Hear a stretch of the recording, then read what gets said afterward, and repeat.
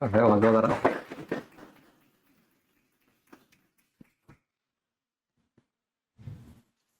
असं.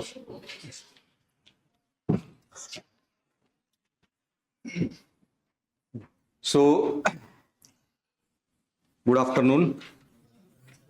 सो मी Akshay Kadam, academic director UPSC guide.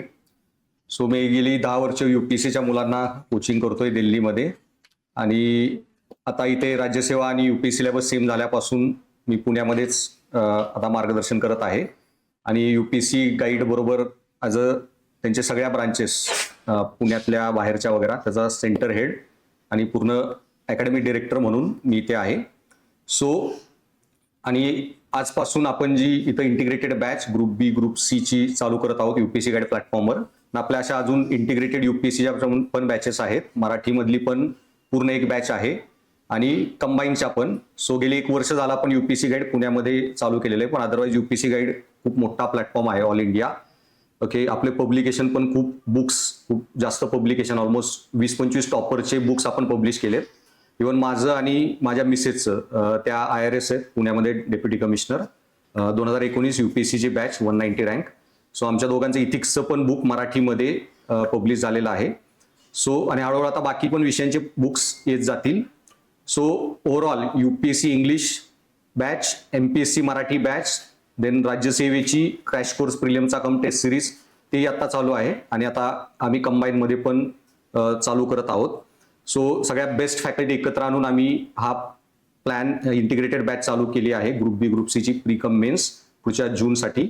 So आणि त्याच्यासाठी आज आपल्याकडे मार्गदर्शन करायला प्रशांत सर आलेले आहेत. ते PSI त्यांनी ऑलरेडी पोस्ट काढलेली आहे. आणि Megha madam that deputy director industry राज्यसेवेतील त्यांची पोस्ट आहे. सो आज हे दोघं मार्गदर्शन करतील. पण पहिल्यांदा त्यांच्या यशाबद्दल आपण त्यांना एक फेलिसिटेट करूयात UPSC गाईड तर्फे.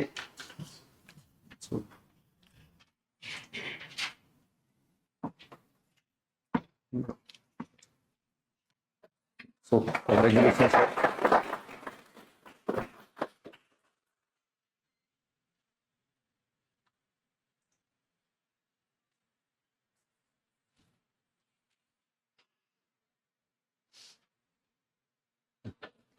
Congratulations madam. सो मॅडमचंही अभिनंदन.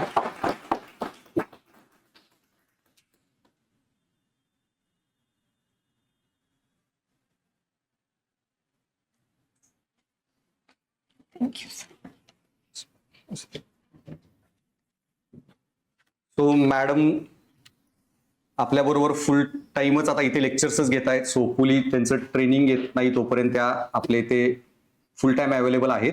आणि त्यांच्याच इनिशिएटिव्हवर आपण ही बॅच लॉन्च केलेली आहे.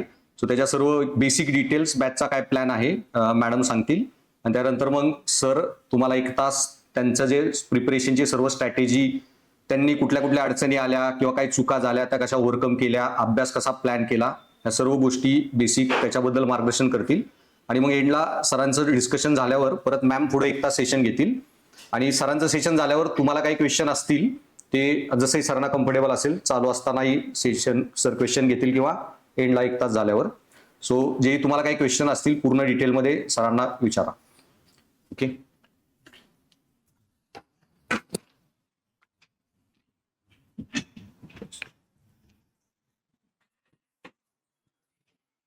Good afternoon all. कसे आहेत सगळे? ठीक आहे. तर आपण MPSC गाईड, MPSC UPSC गाईडच्या platform through combine integrated batch 2026 start करत आहोत. ती बॅच 2027 पासून स्टार्ट होईल. तर बॅचमध्ये पूर्व आणि मुख्य हा दोन्ही सिलेबस जो आहे तो कव्हर केला जाईल. वीकली जे सब्जेक्ट होतील त्याच्यावरती वीकली टेस्ट होईल, सब्जेक्ट वाईज टेस्ट होईल आणि एक्झामच्या आधी फुल लेंथ टेस्ट घेतली जाईल. त्याच्यानंतर 1 to 1 गायडन्स सेशन्स होतील. जसं सरांनी सांगितलं मी इकडे अवेलेबल असणार आहे. सो व्हॉट एव्हर तुमचे जे काही डाऊट्स असतील, जे काही तुम्हाला स्टडीमध्ये रिलेटेड प्रॉब्लेम्स येतील, so I will be available here तुम्हाला गाईड करण्यासाठी असेल. जी काही फॅकल्टी आहे तर सगळे MPSC फील्डमधील जी रिनो फॅकल्टी आहेत, तज्ज्ञ शिक्षक जे आहे त्यांचा गायडन्स तुम्हाला इथे भेटणार आहे.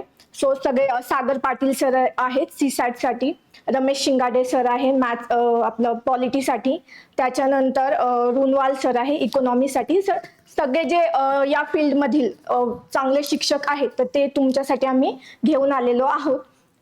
27 पासून आपली बॅच स्टार्ट होईल, 1:30 ते 3:30 त्याचा दुपारी टायमिंग असेल. एक सब्जेक्ट कव्हर केला जाईल.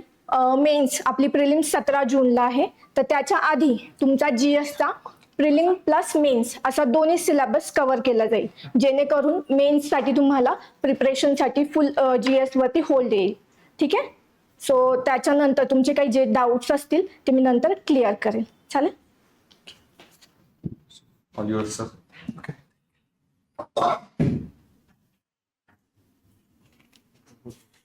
ओके, नमस्कार. Yes sir.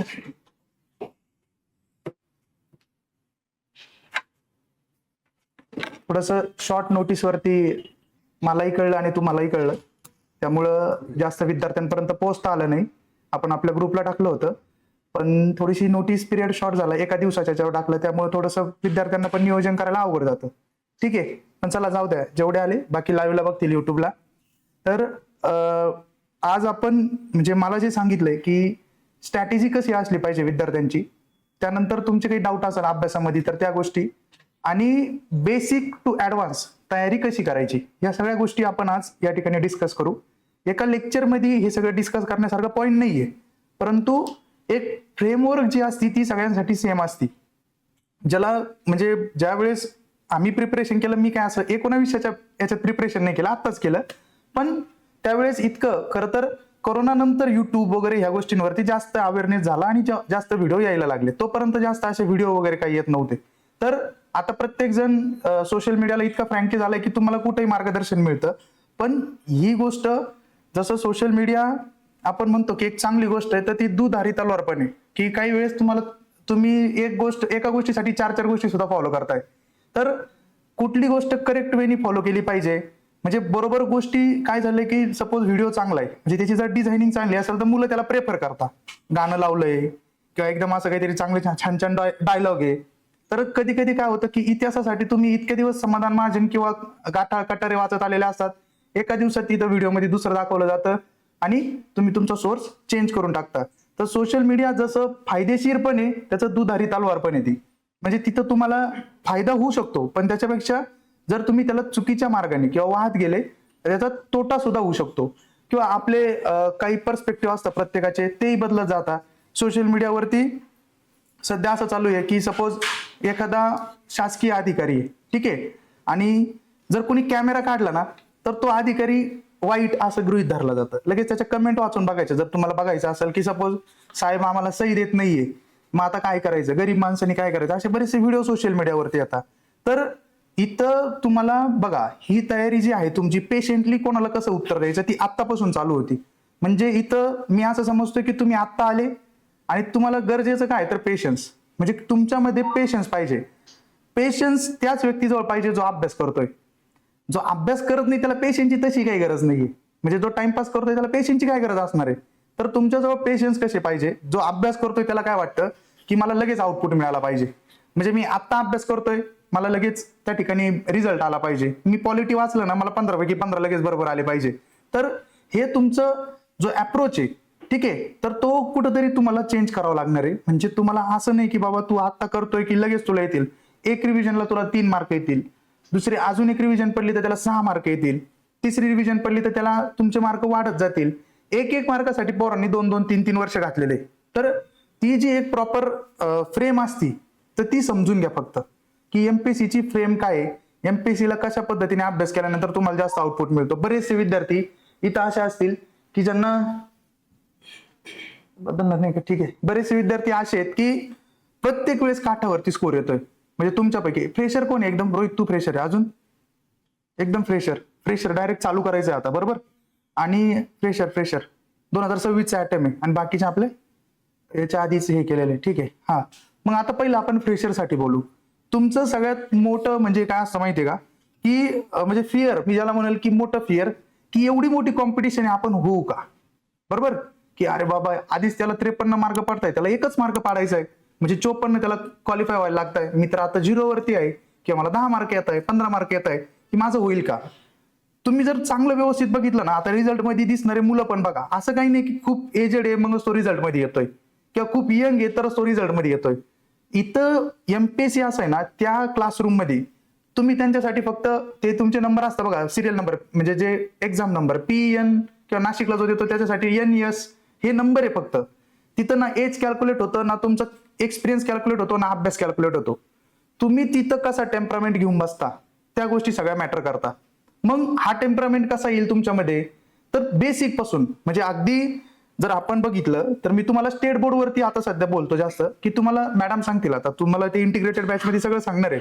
त्यांचा स्टाफ वगैरे सगळा एक्सपिरियन्स स्टाफ आहे. रुनवाल सर वगैरे तुम्हाला व्हेरी वेल नोन सगळ्यांना माहिती आहे की इकॉनॉमिक साठी बेस्ट आहे. त्यानंतर मॅडम स्वतः डेप्युटी डायरेक्टर झालेले आहे, त्यांना पण माहिती आहे. तर असा जो स्टाफ आहे, जे फ्रेशर आहे सपोज ज्यांना करायची इंटिग्रेटेड बॅच, तर त्यांनी एक्सपिरियन्स स्टाफ सोबत गेलेलं कधीही बेटर असतं. ठीक आहे.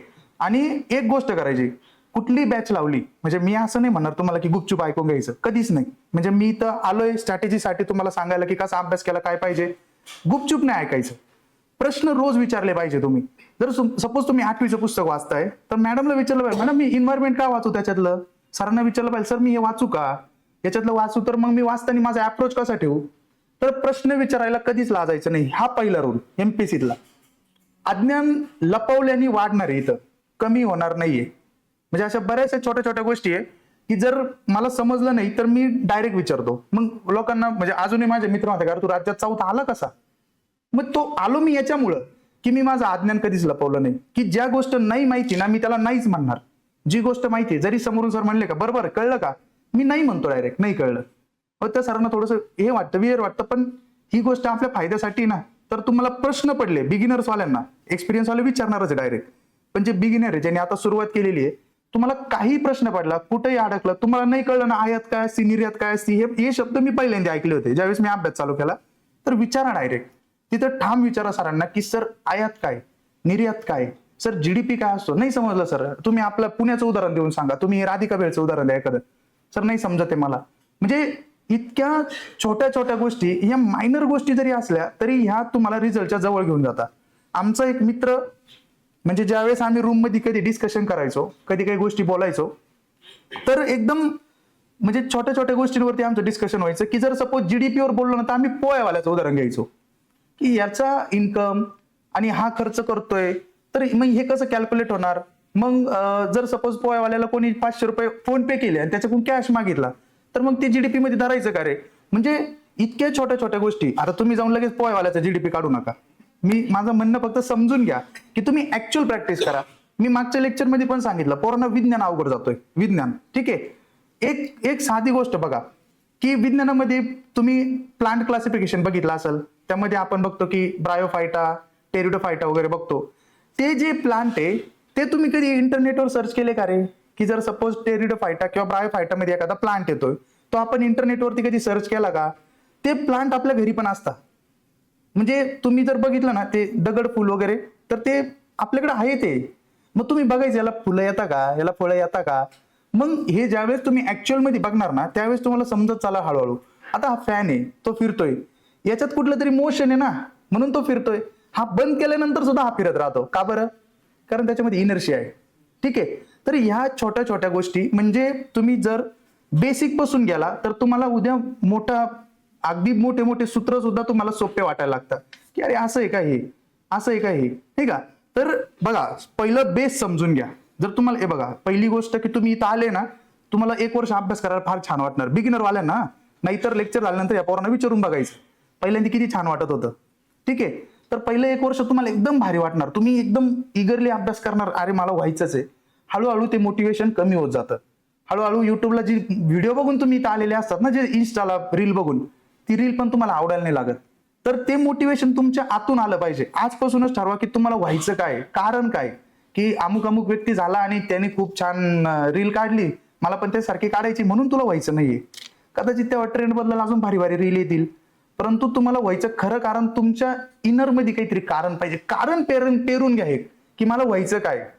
बाकी अभ्यास वगैरे हे लोक शिकवणार आहे तुम्हाला भारी भारी ऑलरेडी क्लास 1 झाले, क्लास 1 घडवलेले लोक तुम्हाला शिकवणार आहे, परंतु कारण हे लोक नाही शिकू शकत. कारण तुम्ही स्वतःच तुम्हाला त्या ठिकाणी तुमच्या मनामध्ये रुजावं लागेल.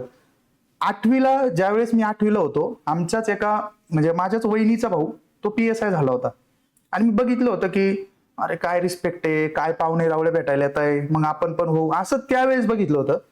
परंतु त्याच्यानंतर हळूहळू कारण समजायला लागलं की मला काय व्हायचंय. मग जर कोणी विचारलं, मी थोडासा शाळेमध्ये पण जास्त काय अभ्यास करायचो नाही, त्यामुळे मला एवढे काही सिरियस घेत नव्हते सर लोक पण. मग त्यांनी विचारलं की काय व्हायचं, मी सांगायचो सर मला PSI व्हायचंय. मग ते हसायचे की बाबा याच्यासाठी अभ्यास करावा लागतो, स्पर्धा आहे नाही का, ते लोक पण एक्झाम द्यायचे. मग ते हसायचे, मग ते पण कुठेतरी वाटायचं की यार हे हसताय म्हणजे हे 100% आपल्यावरती, आपल्या बुद्धिमत्तेवरती हसताय ना, किंवा आपल्या आईवडिलांना असं वाटतं की आपण खूप हुशार आहे. आणि हे जर माझ्यावर हसताय, जर उद्या माझे आई वडील समोर असताना माझ्यावर हसले तर माझी काय इज्जत राहणार आहे. बरोबर आहे की नाही.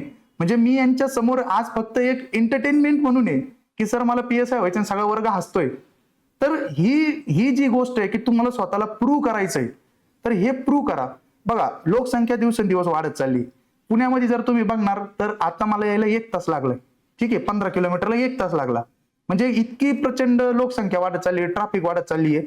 तर इथं जर तुम्हाला वेळ द्यायचा आहे ना, म्हणजे लोकांचं जर तुम्ही बघितलं आजूबाजूनी मर्सडीज मोठ्या मोठ्या गाड्या फिरताना दिसत आहेत, पण जर तुम्ही गावातून आलेले लोक आहे, मर्सडीज मधला फिरणारा, फॉर्च्युनर मधला फिरणारा पोरगा इथे येत नाही.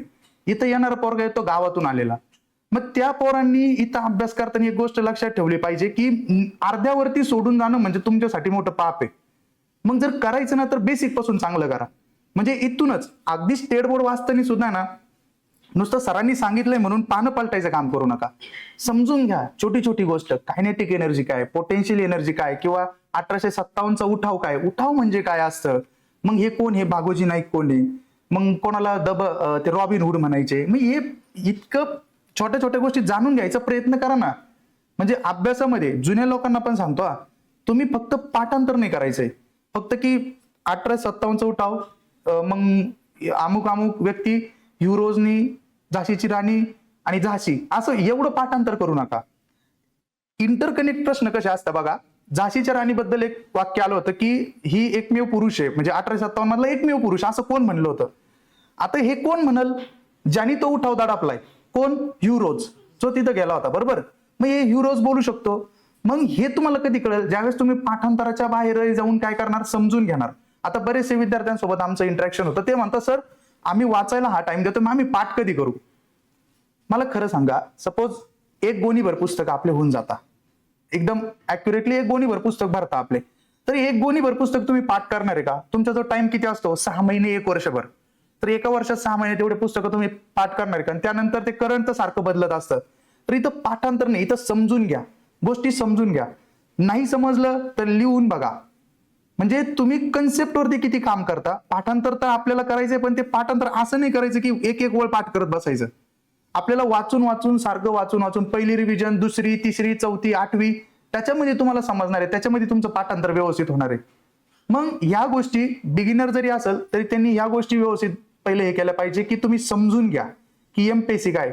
आता तुमची पहिली स्टेप काय पाहिजे की तुमच्याजवळ सिलेबस पाहिजे. म्हणजे मी स्वतः अभ्यास चालू केला तर माझ्याजवळ सिलेबस होता आणि मी ते बघत होतो की मला सपोज मी जर पॉलिटी पूर्ण केलं तर मला 15 मार्क पडणार आहे, मी जर इकॉनॉमिक्स पूर्ण केलं तर मला 15 मार्क पडणार आहे. मग तो सिलेबस बघा, त्याच्यामध्ये दिलेलं आहे की परकीय व्यापार, आयात निर्यात, GDP, GNP, त्या सिलेबसचे जर टॉपिक तुम्ही पूर्ण करत चालले ना, एक कॉन्फिडन्स येत चालतो की अरे माझा सिलेबस पूर्ण होत चाललाय. किंवा महाराष्ट्रातले निवडक समाज सुधारक, मग ते जर मी पूर्ण केले तर मला त्या पद्धतीचा माझा कॉन्फिडन्स बिल्ड होत चाललाय. मग स्टडी करताना पहिली गोष्ट काय की तुमचा पाया पक्का करा. मग मला सांगा, 20 पर्यंत तुमचे सगळ्यांचे पाढे पाठ आहे का. आपण स्वतःला विचारायचं की माझे पाढे पाठ आहे का. मग तुम्ही काय म्हणता, सर 25 मिनिटात गणित सुटत नाही. कसं सुटल, जर तुला 25 गुणिले, तुला उद्या आलं काहीतरी गणित 27 गुणिले 7 करावं लागतंय. हेच जर तुला 27 7 किती माहित असेल तर किती वेळ वाचतोय.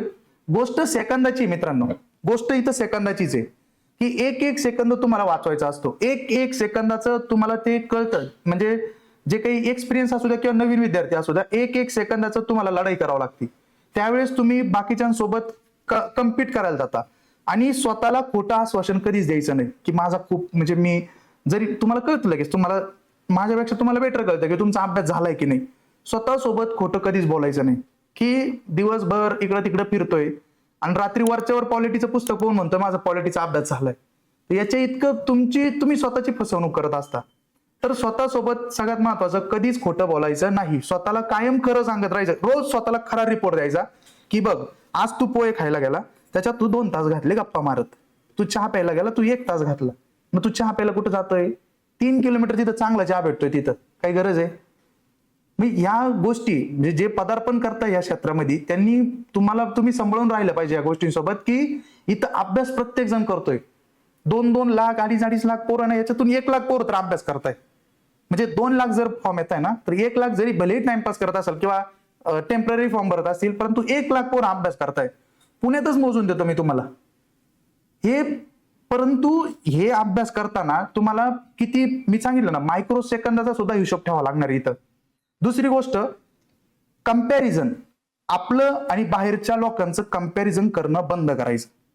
आपलं आणि बाहेरचं म्हणजे मला 3 वर्ष मी नवीन शर्टच घेतला, म्हणजे असे शर्ट तर हे घेतले नव्हते, गरजच नाही ना. जर लायब्ररीतून रूमवर जायचंय, रूम कडून लायब्ररीत जायचंय, तर तुम्हाला कपड्यांची गरज काय? बरोबर. मग कंपॅरिझन, सपोज ज्या दिवशी मी इंस्टाग्राम उघडलं ना, त्या दिवशी मला फार वाईट वाटायचं की यार कसलं भारी जॅकेट आहे, कसले भारी कपडे घालताय, काय भारी, काय छान लाईफस्टाईल यांची, कुठं कुठं फिरायला जाताय मुलं. मग हे झालं कंपॅरिझन. आणि ज्या दिवशी तुम्ही कंपॅरिझन मध्ये गुंतले त्या दिवशी समजून घ्यायचं की एमपीएससी तुम्हाला हळूहळू दूर करायला लागते. कंपॅरिझन की यार यांनी बघ ना किती छान चष्मा केलाय, मग तुम्हाला पण वाटतं की मी केलं पाहिजे, तुम्ही पण स्वतःला त्या गोष्टीत, म्हणजे बघा ह्या गोष्टी तुम्हाला असं वाटेल की जास्त मॅटर नाही करणार, परंतु या गोष्टी मॅटर करतात. टॉपर आलेले किंवा असे जे लोक असतात, तुम्ही त्यांच्याकडे बघा एकदा. असे एकदम म्हणजे युपीएससी मध्ये तुरळक आहे असे की जे लहानपणापासूनच अभ्यास करायला लावलाय त्या पोरांना ते झालेत. एमपीएससी मध्ये बघा साधे एकदम. त्याचं कारण आहे की त्यांनी ती साधी लाईफस्टाईल करून घेतली, एकदम करून घेतली. म्हणजे तुम्ही जर मी सांगतो की मी कॉलेजला जसे कपडे घालायचो, तर मधला पिरियड मी सगळंच विसरून गेलो होतो. सो असं तुम्ही स्वतःला कधीच म्हणू नका की माझ्या आयुष्यातले मी हे दिवस वाया घालतोय की काय. तुम्ही इथं जर इन्व्हेस्ट करताय ना, तर याचा रिटर्न त्याच्यापेक्षा खूप मोठा आहे, डायरेक्ट खूप जास्त मोठा आहे. तुम्ही ज्या वेळेस होता त्यावेळेस सगळ्यात महत्वाची गोष्ट की तुमच्या जवळ तुम्ही फायनान्शियली स्टेबल होता. आज कॉर्पोरेटचं जर तुम्ही बघितलं तर कॉर्पोरेटमध्ये परिस्थिती वाईट आहे की तुम्हाला कधीही मेल येऊ शकतो, तुम्हाला कधीही सांगू शकतं की तुम्ही नका येऊ आता कॉर्पोरेटमध्ये. इथं नाही तसं. इथं तुम्हाला मेल पण येत नाही, इथं तुम्हाला पत्र येतं फक्त, कारणे दाखवा नोटीस, ती पण 1 महिन्याची, की तुम्ही एकदमच काहीतरी वाईट काम केलंय तर त्याच्यासाठी. त्यात पण तुम्हाला मॅटमध्ये जाता येतं. म्हणजे तुम्हाला सस्पेंड केल्यानंतर तुमचं बेसिक आहे. म्हणजे तुम्ही जर स्वतःहून काही चुकी करत नाही तोपर्यंत तुम्हाला इथं कोणी म्हणणार नाही की तुम्ही निघून जा. सो तुम्हाला, मी तर म्हणतोय तुम्हाला फक्त जनतेचं काम करायचंय, म्हणजे सेवा करण्याचा इथं पगार भेटणार आहे. ही अशी फील्ड आहे की जिथं सेवा करा आणि सेवा करण्याचं पुण्य तर वेगळं लाभणार, प्लस पगार पण भेटणार आहे. त्यामुळं इथं ह्या गोष्टी लक्षात घ्या की आपण सेवेसाठी येणार आहे, ही सेवा करण्याचा सुद्धा आपल्याला पगार भेटतोय.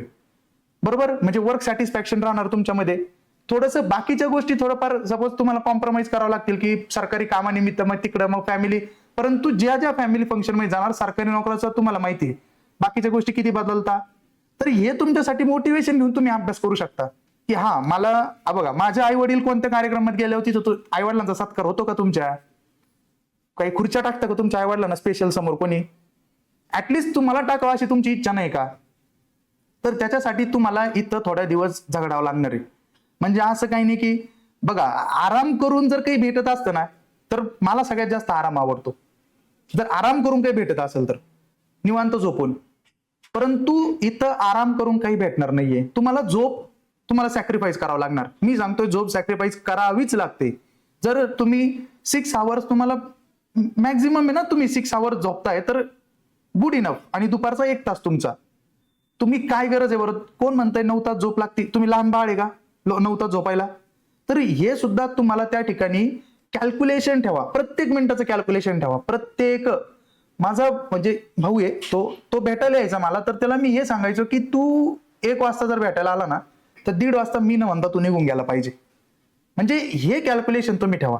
किंवा घरच्यांना जर तुम्ही कॉल केला ना, तर जास्तीत जास्त 5 मिनिटं किंवा 10 मिनिटं, 5-10 मिनिटं ते बोर होऊन जातं. आपण बडबड करतोय, काय करायचंय तुम्हाला बोलून सांगा तुम्ही. तर ह्या गोष्टी मायनर जरी वाटल्या असतील, परंतु ह्या गोष्टी तुमच्या रिझल्टला फार हे करतात. 2020चा मी किस्सा सांगतो. 2020ला मी काय करायचो की तिथं कायदे होते, माझे तोंडपाठ झाले होते, 1 वर्ष भेटला होता मेन्सला. आणि मग मी काय करायचो, मला वाटायचं की मराठी इंग्लिश पुस्तकं तोंडपाठ झाले, इंग्लिशचे नोट्स तोंडपाठ झाल्या, फक्त नोट्स पुस्तक तोंडपाठ झाले, मला वाटलं की पेपर आपला आहे. परंतु सगळ्यात मोठी गोष्ट राहिली PYQ. माझं PYQचा होल्ड इतका कमी होऊन गेला की मला अगदी मागच्या वर्षी आलेला 2-3 महिन्यापूर्वीचा प्रश्न माझा पेपरमध्ये चुकलाय. म्हणजे त्यावेळेस 2020ला तिथं 0.75 मी बाहेर निघलो आणि 3 वर्ष डायरेक्ट लांबले मग आमचे हे. तर त्यावेळेस जर व्यवस्थित केलं असतं. आणि सगळ्यात महत्वाचं स्टेट बोर्ड, मी स्वतःला स्वतःला खोटं सांगायचो की माझा सगळा अभ्यास झालाय, खोटं सांगायचो, काही गरज नाही मला स्टेट बोर्डची, सगळा अभ्यास झालाय. पण नाही, इथं दगा फटका झाला. तुम्ही कुठल्याही गोष्टीला ऑरला टाकायचं नाही, हा MPSCचा पहिला नियम लक्षात ठेवा. हा, एखादा टॉपिक खूप किचकट आहे, खूप मोठा आहे, कधी प्रश्नच आला नाही, त्याला बिंदास ऑरला टाका. परंतु टॉपिकवरती फिक्स प्रश्न येतोय तर त्याला अजिबात ऑरला टाकायचं नाही.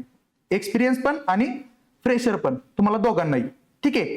तर बेसिक तुम्हाला कळलं की स्टेट बोर्ड व्यवस्थित करायचे, स्टेट बोर्ड कोणते वाचायचे तुम्हाला सगळं सांगतील आता ते. ओके. बाकी जे ग्रुपला आहे आपलं त्यांना माहितीच आहे की स्टेट बोर्ड कोणते वाचायचे, काय वाचायचं. त्या स्टेट बोर्डचे ऍज इट इज प्रश्न, म्हणजे 2025 आता चालू आहे तरी पण प्रश्न येत आहेत 2025 मध्ये पण.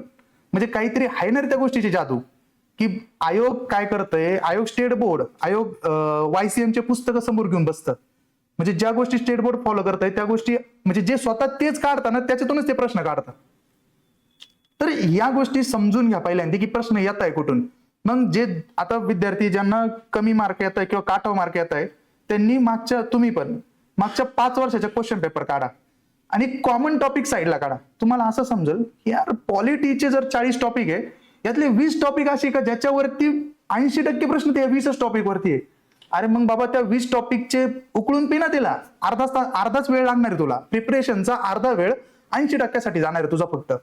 किंवा तुला इकॉनॉमिकचे टॉपिक आहे, सगळे 5 वर्षाचे पेपर काढ, तुला तिथं पण समजेल की यार जर 37 टॉपिक असतील, 33 टॉपिक असतील, यातले 17 टॉपिक मेन आहे ज्याच्यावरती 70-80% प्रश्न येत आहे, उकळून पी. तुला जीवार येतं ना, मग तेवढं तर कर. जे 70-80% ज्या सिलेबसवरती सगळ्यात जास्त भर आहे, मग हे 5 पेपर कुठं भेटतील? तुम्ही करून देता का, काढून देता का साईडला? असं कोणाला वाटत असं नाही का सर करून देईल किंवा कोणीतरी मेंटर करून देईल, कुठेतरी फी भरली तर ते करून देतील? नाही. जोपर्यंत तुम्ही स्वतः करत नाही तोपर्यंत तुम्हाला समजणार नाही. स्वतः काढा ना रे, स्वतः काढा. पोरांना हेच कळत नाही की हा प्रश्न कोणत्या चॅप्टर मधून आलाय. म्हणजे 2-2, 3-3 वर्ष होऊन पण तुम्हाला कळत नाही की हा प्रश्न कोणत्या चॅप्टरचा आहे. मग याच्या इतकं दुर्दैव काय? बरोबर आहे की नाही? आणि तुम्ही दिवसेंदिवस तुम्ही लक्षात घ्या की जसं जसं दिवस वाढताय प्रेशर वाढत चाललाय, सगळ्यात महत्वाचं. त्यानंतर दुसरी महत्वाची गोष्ट की फायनान्शियल जर तुम्ही बघितलं की फायनान्शियली आपण घरच्यांना अजूनही, ते बिचारे काही बोलत नाही, ते काही म्हणत नाही चल ठीक आहे तू करतोय ना मग आम्हाला तुझ्यावर विश्वास आहे. त्यांच्या विश्वासाला तडा कसा जाऊन देता? मी सांगतोय ना, फक्त 1 आठवडा घरच्यांना तुम्ही खरं खरं सांगा तुम्ही दिवसभर काय करता. ते तुम्हाला नाही पुढच्या आठवड्यात घरी बोलून घेतलं ना तर मग मला बोला. तुम्ही 1 आठवडा फक्त घरच्यांना सांगा की तुम्ही काय करताय, प्रॉपर सांगा की हा सकाळी उठलं, गुड मॉर्निंग मेसेज टाकायचा, 7 वाजता लॅबला गेलोय, 8 वाजेपर्यंत मी अभ्यास केला, 8ला नाश्त्याला गेलो आणि 10ला परत आलो. घरचे इथं घ्यायला येतील तुम्हाला की यार तू 2-2 तास जातोय, तू 2-2, 4-4 तास मित्रांसोबत फिरायला जातोय, तू याला जातोय त्याला जातोय, तुला तिथं मजा मारायला पाठवलंय का? अभ्यास करायचे कोणी पैसे देतंय तुम्हाला इथं? तर ही रियालिटी आहे. काय होतं कधी कधी विद्यार्थ्यांना रियालिटी आवडत नाही, परंतु जो रियालिटी एक्सेप्ट करतो, आपला तिसरा टॉपिक आहे एक्सेप्टन्स. म्हणजे स्वतः या गोष्टी एक्सेप्ट केल्या पाहिजे की येस ही माझी रियालिटी आहे, ही मी एक्सेप्ट केली पाहिजे की मी या रियालिटीतून. काही लोकांना भ्रम असतो की माझ्या घरी खूप आहे असं वाटतं, सगळ्यांना भ्रम असतो. माझ्या मित्रांना पण होता, भरपूर जणांना भ्रम होता की आमच्या घरी खूप आहे, जॉब इझिली भेटतो. आज त्यांना घाम फुटतो ज्यावेळेस ते रेझ्युम घेऊन बाहेर जातात की काय केलं तू 5 वर्ष. मग सांगतो सर MPSC केली, मग तिकडे फेल्युअर आलं, मग इकडे फेल्युअर आलं, मग इकडे आला, सॉरी. म्हणजे हे तुम्ही बघा, तुम्हाला इथून बाहेर गेल्यानंतर चॅलेंजेस पण आहे. सो तुम्ही इथं स्वतःला चांगलं प्रिपेअर करा. जर तुम्ही प्रिपेअर प्रॉपर केलं तर तुम्हाला रिझल्ट चांगला भेटेल. आणि जर तुम्ही प्रिपेअर असंच जस्ट सगळी मजा करून प्रिपेअर केलं तर रिझल्ट तिथं तुम्हाला कॉम्प्रोमाइज करेल. तर या गोष्टी फक्त व्यवस्थित डोक्यात घ्या की स्वतःला गोष्टी काही ऍक्सेप्ट करून घ्या की यस माझा कमी अभ्यास आहे किंवा मी बाकीकडे टाइमपास करतोय किंवा माझा वेळ कुठेतरी जातोय, तर स्वतःला एक्सेप्ट करा की यस मी हे करतोय. ठीक आहे. त्यानंतर कंपॅरिझन बंद करायचं आपलं आणि बाहेरच्या पोरांचं, की बाहेरचे पोरं मजा मारताय, तो छान लाईफ जगतोय, तो छान ठिकाणी खायला जातोय, त्याला छान मित्रमैत्रिणी आहे, मला पण पाहिजे, इथं टॅग करावं लागेल. सो ह्या गोष्टींचा जर तुम्ही त्याग केला तर तुम्ही स्वतःमध्ये तुम्हाला स्वतःमध्ये बदल जाणवल की बाबा मागच्या एका महिन्यात माझा अभ्यास कसा होता आणि आता ह्या एका महिन्यात माझा अभ्यास कसा झालेला आहे. ठीक आहे. तर आता ही 2023 ची जी integrated batch UPSC MPSC guide ज्या या ठिकाणी आहे ते प्री प्लस मेन्स करून घेणार आहे तुमच्याकडून. तर ते मॅडम सगळं सांगतील तुम्हाला त्याबद्दल. म्हणजे जास्त काही मला इथं माहिती नव्हतं, परंतु मॅडम ते सगळं सांगतील कारण की त्यांची आता नुकतीच निवड झालेली, सो त्यांना गोष्टी माहिती चांगल्या पद्धतीने. त्यानंतर बेसिक टू ऍडव्हान्स मी तुम्हाला बेसिक तर सांगितलं काय करायचं. ऍडव्हान्स लेवलला जाऊन ज्याचे जास्त सराव असेल प्रश्न सोडवण्याचा, ज्याला जास्त प्रश्न सोडवता येतील तो, आणि सगळ्यात महत्वाचं की नोट्स करा. म्हणजे की प्रत्येक टॉपिक, मी असं म्हणत नाही की प्रत्येक टॉपिकच्याच की नोट्स करा. की नोट्स करताना तुम्ही जे टॉपिक सगळ्यात हॉट टॉपिक आहे त्याच्या तरी तुम्ही ऍटलिस्ट की नोट्स करू शकता. म्हणजे सपोज व्हिटॅमिनचे नावं कायम विचारताना तर त्याची ट्रिक बनवा. जर मला सांगा शंभू महादेव डोंगर रांग वगैरे त्या ज्या आपल्या डोंगर रांग आहे, सातमाळा, अजिंठा, शंभू महादेव, त्याच्यामधल्या नद्या वगैरे विचारता, कायम विचारता. तुम्हाला येतंय पण तिथं परीक्षेमध्ये तुम्हाला ती डायग्राम काढून बघावं लागते. बरोबर. त्याच्यामध्ये तुमचे किती वेळ जातो? 10 सेकंद, 15-20 सेकंद जातात. काहीतरी शॉर्ट ट्रिक बनवून एकदम झटपट 2 सेकंदात झालं पाहिजे म्हणजे ते 8 सेकंद गणित बुद्धिमत्तेला वापरू. ठीक आहे. गणित बुद्धिमत्तेची प्रॅक्टिस तुम्ही कशी करणार? बेसिक पासून. पहिली गोष्ट पाढ्यापासून. त्याच्यानंतर तुमचे स्क्वेअर रूट, तुमचे क्यूब रूट, म्हणजे स्क्वेअर आणि क्यूब या दोन्ही गोष्टी व्यवस्थित पाठ पाहिजे, ऍटलीस्ट 10 पर्यंत तरी. ओके. त्यानंतर तुम्हाला तुमच्या आता मार्ग म्हणजे तुमचा जो अभ्यास आहे त्याच्यामध्ये तुम्हाला सातत्य ठेवावं लागणार आहे, कन्सिस्टन्सी. ठीक आहे. मग कन्सिस्टन्सी कशी ठेवणार तुम्ही? मी जसं सांगितलं की कारण लिहून ठेवा की मला का करायचंय. ज्यावेळेस तुम्ही कारण लिहिणार आहे त्यावेळेस तुम्हाला समजतं की हा मी सकाळी का उठायचं 6 वाजता याचं कारण पाहिजे. ते कारण तुम्हाला सकाळी उठवतं. तुमचा अलार्म तुम्हाला उठू नाही शकत, पण तुमचं कारण तुम्हाला सकाळी 100% उठवतं. आणि आता तर गोष्ट अशी झालेली आहे की म्हणजे एक अजून तुमच्यासाठी मोटिवेशन की सरकारी नोकरी लागली की लोक काय करतात, सरकारी ग्रुप डी ची नोकरी असू द्या, ग्रुप सी ची असू द्या, लोक बिझनेसमन वाल्यापेक्षा त्या सी वाल्याला जास्त प्रेफर करतात. ते का करता मला नाही माहिती. खरं तर असं नाही केलं पाहिजे, परंतु हे तुमच्यासाठी मोटिवेशन घ्या की बाबा सरकारी नोकरदाराला इतकं सारं प्रेफर का केलं जातंय. तर कुठेतरी समाजामध्ये आपल्याकडे प्रतिष्ठा मानली जाते सरकारी नोकरदाराची.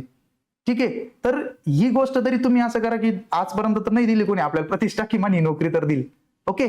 तर पुढे बघा, प्रॅक्टिस.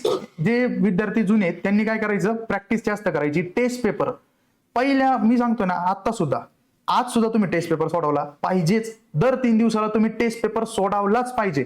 कोणते आणणारे? इतके ढिगभर टेस्ट पेपर पडलेले, जुने नवीन कोणते आणा. चुका म्हणजे गोळे करायचं जरी तुम्ही त्या ठिकाणी बंद केलं ना, म्हणजे गोळा चुकवायचं जरी बंद केलं ना, समजून घ्यायचं की तुमचे 2-4 महिने परत वाचले. ऍटलिस्ट गोळे म्हणजे बघा, टाइम चालू झालं तुमची तिथं लगेच नजर पडणं त्या प्रश्नावरती. म्हणजे इतकी छोटी छोटी तुम्ही प्रॅक्टिस की फास्ट मध्ये तुम्हाला जो सोपा जातोय तो पाठ लगेच उचकणं, हे तुमच्या डोक्याला सवय होऊन जाते की त्याला 100 वेळा प्रश्न पाहिल्यापर्यंत त्याला रिलॅक्सच वाटत नाही. सो तो पळतो त्या रेंजनी. त्यामुळं टेस्ट पेपर जे एक्सपिरियन्स आहे, तुम्ही नाही, जे एक्सपिरियन्स स्टुडंट आहे त्यांनी टेस्ट पेपर अजूनही सोडवत चाला. 2-2, 3-3, 4-4 दिवसाला तुम्ही पेपर सोडवत चाला. काय म्हणजे चांगलीच होणार. दुसरी महत्वाची गोष्ट, तुमचं टार्गेट मॅनिफेस्ट करा तुम्ही रोज की हा मला व्हायचंय. स्वतःला बघा, STIच्या टेबलवर बसून बघा. म्हणजे तिथं टेबलवर नाही, मनातल्या मनात, तुम्ही जा असाल तिथं टेबलवर बसायला तर स्वतःला बघा. तिथं असं बघा की मी या ठिकाणी माझी पाठी आहे, STI अमुक अमुक माझं नाव नाही का, की STI वैभव सांगळे, ESO वैभव सांगळे, असं तुम्ही स्वतःला तिथं इमॅजिन करा तुमच्या नावानुसार. PSI व्हायचंय तर माझी नावाची पाठी कशी राहील, माझी नेम प्लेट कशी राहील, हे मॅनिफेस्टेशन आहे. मला त्याच्यासाठी किती मार्क लागतील, तर मला आता प्रिलियमला अमुक इतका स्कोर पाहिजे, मला हायेस्ट स्कोर पाहिजे प्रिलियमचा, मला 60+ मार्क पाहिजे, 65+ मार्क पाहिजे. तर हे तुमचं मॅनिफेस्टेशन करा तुम्ही रोज स्वतःला. ओके. की 65+ मार्क पडलेच पाहिजे आणि त्याच्यासाठी प्रयत्न करा तरच ते पडतील. ठीक आहे. त्यानंतर सगळ्यांना घरच्यांचं मोटिवेशन भरपूर आहे. स्वतःच्या घरचे आपल्यासाठी मोटिवेशन पाहिजे, समोर ठेवायचं घरच्यांना आणि बिंदास अभ्यास करायचा जोरात एकदम. ठीक आहे. त्यांची लाईफस्टाईल कधी इम्प्रूव्ह करणार आहे सांगा? आपण त्यांची लाईफस्टाईल कधी इम्प्रूव्ह करणार आहे? त्यांनी आयुष्यभर कष्ट करायचे, त्यांनी आयुष्यभर म्हणजे तुमच्यासाठी सॅक्रिफाईस करायचं, आणि मग तुम्ही त्यांना काय दिलं आजपर्यंत, हा स्वतःला प्रश्न विचारायचा. अँड देन तुम्ही चालू करायचा अभ्यास. म्हणजे मी जे म्हणतोय ना की आपल्या झोपा उडायचं जे कारण आहे ते म्हणजे सकाळी उठवताना आपल्याला अलार्म नाही उठवणार, आपल्याला आपली ही जबाबदारी उठवणार की यस मी केलं पाहिजे. आणि ज्याला वाटतंय ना की मी काय म्हणतं मी जबाबदारी घेईल खांद्यावरती, मला लय खूपच जास्त जबाबदारी, त्याने तुमच्या वडिलांकडे बघा ना रे, त्या माणसांनी जबाबदारी घेतली का? मग या गोष्टी या तुम्ही स्वतःच्या मनामध्ये ठेवल्या पाहिजे की यस मला मला पॅशनेटली करायचंय, मी आता जबाबदारी घेण्याच्या वयात आलेलो आहे. प्रत्येक जण 20 वर्षाच्या पुढे असेल इथं, तू नसशील पण बाकीचे आहे ना, बरोबर आहे की नाही? 20-22च्या पुढे त्यावेळेस लग्न होऊन जायचे आणि ते जबाबदारी घ्यायचे, काम करायचे, काहीतरी मस्त सगळ्या फॅमिलीला सांभाळायचे. पण सो तुम्हाला आता ती गोष्ट करायची. आताच्या मुलांना काय होतं, थोडं काही करायला लागलं की डिप्रेशन येते की सर मला डिप्रेशन येते, अभ्यासाचं डिप्रेशन आलंय सर, फेल्युअरचं डिप्रेशन आलंय. कधी घरच्यांचं बघा त्यांना फेल्युअर आलं नाही का? कधी आलं पण त्यांनी कधी ह्या गोष्टीला इतकं कधी त्याचं हे केलं का? नाही केलं. त्यांनी काय केलं की ते थोड्या वेळ शांत बसले, आलं फेल्युअर, थोडं शांत राहिले, परत काम चालू केलं. येतं फेल्युअर येतं, हे असं क्षेत्र आहे की इथं प्रत्येक जण सक्सेस होतो असं नाही, परंतु प्रत्येक जण फेल होतो असं पण नाही ना. म्हणजे फेल्युअर येतं, परंतु त्या फेल्युअरला ओव्हरकम तुम्ही कसं करता हे फार महत्वाचं आहे. ओके. त्यानंतर छत्रपती शिवाजी महाराजांचं सगळ्यांना वाक्य माहितीच आहे की सगळ्यात तुम्हाला जर जिंकायचं असेल, कुठली लढाई जिंकायची असेल, तर सगळ्यात पहिले तुम्ही तुमच्या शत्रूला ओळखा, त्याला हरवण्यासाठी प्रॉपर नियोजन करा आणि मगच युद्धात उतरा. हे त्यांचं वाक्य पहिल्यापासून. त्यामुळे त्यांनी प्रत्येक लढाई तितक्याच म्हणजे नियोजनाने लढली आणि ती प्रत्येक लढाई ते जिंकली. तर त्याच्या मागे काय कारण होते की बाबा, आणि जिथं जिथं त्यांना वाटलं की अवघड आहे तिथं तिथं तह करावा लागतो. मग एखादा सब्जेक्ट थोडासा अवघड वाटला खूपच जास्त, मग त्याला लढून लढून 6 महिने त्याच्यातच घालणार का? नाही. मग तिथं तह करणार, मग छोट्या छोट्या गोष्टी तिथं आपण करणार. ठीक आहे. तर आपण आपल्या इतिहासाकडून ह्या सुद्धा गोष्टी घेतल्या पाहिजे. बाकी तुमचे काही प्रश्न असेल तर आपण घेऊ. तुम्हाला काय वाटतं, तुमचे काही प्रश्न आहे, बिगिनर असेल, बाकी तुम्ही असणार, तुमचे काही प्रश्न असेल तर तुम्ही विचारा बिंदास, आपण घेऊ 1 बाय 1 प्रश्न. मॅडम आता अटेम्प्ट दिला ना तुम्ही, आता दिला 2025चा अटेम्प्ट दिला कोणी कोणी? कसे मार्क आहे? 50च्या जवळच. तेच परत गोळ्या चूक करायला तीच चूक झाली.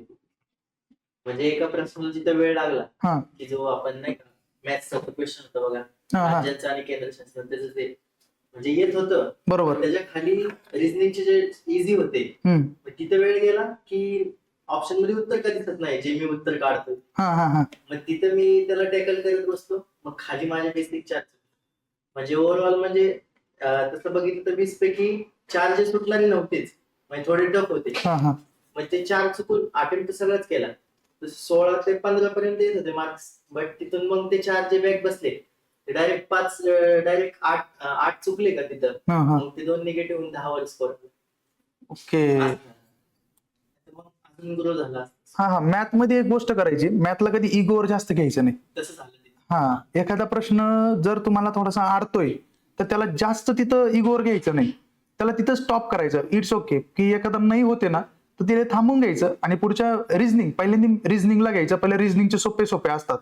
सो मॅथला आपण पहिल्यापासून सांगत आलोय, ग्रुपला पण सांगतो की मॅथला क्वेश्चन सिलेक्शन फार गरजेचं आहे, की सोपे सोपे उचलणार आहे, की रांगेत बसलेले मुलं नाही का, हा हे सोपे सोपे प्रश्न आहे. ब्लड रिलेशन, त्याच्यानंतर श्रेणी वगैरे, हे मार्क आपल्या हातातले. आणि मग अवघडसाठी जायचं तर भले की तिथं तुक्के मारा 2-2, 3-3, पण जे सोपे ते तर परफेक्ट करायला पाहिजे आपण.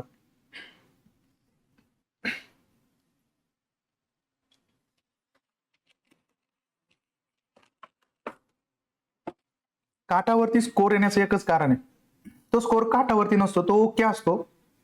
पण सध्या कॉम्पिटिशनच अशी आहे, पहिलं नाही का 37, 33, 34ला पण PSI STI होऊन जायचं. पण आता पोरांजवळ अशा अशा गोष्टी आलेल्या आहे की ते मग त्या लेवलला मार्क पाडतात. मग आपल्याला पण म्हणजे तुम्ही जो अभ्यास करताय ना तो 2012, 13, 14 पर्यंत किंवा इव्हन 17 पर्यंत ओके होता, तितकेच करायचे पोरं पण अभ्यास. पण त्यानंतर थोड्याशा गोष्टी बदलल्या. मग आता PYQ एक्सप्लेनेशन पण करावं लागतंय, टेस्ट सिरीज मध्ये प्रश्न पण त्या लेवलला सोडवावा लागताय आणि सगळ्याच गोष्टी चेंज होत चाललेल्या आहेत. त्यामुळे स्पर्धेसोबत स्वतःला आपण जुळून घेतलं पाहिजे की स्पर्धा काय मागतीये, स्पर्धा काय मागते तुमच्याकडून, तर त्या सगळ्या गोष्टी तुम्ही केल्या पाहिजे आणि त्या स्वतः केल्या तर जास्त बेनिफिशियल असतं. बाकी अर्पित किती स्कोर आहे?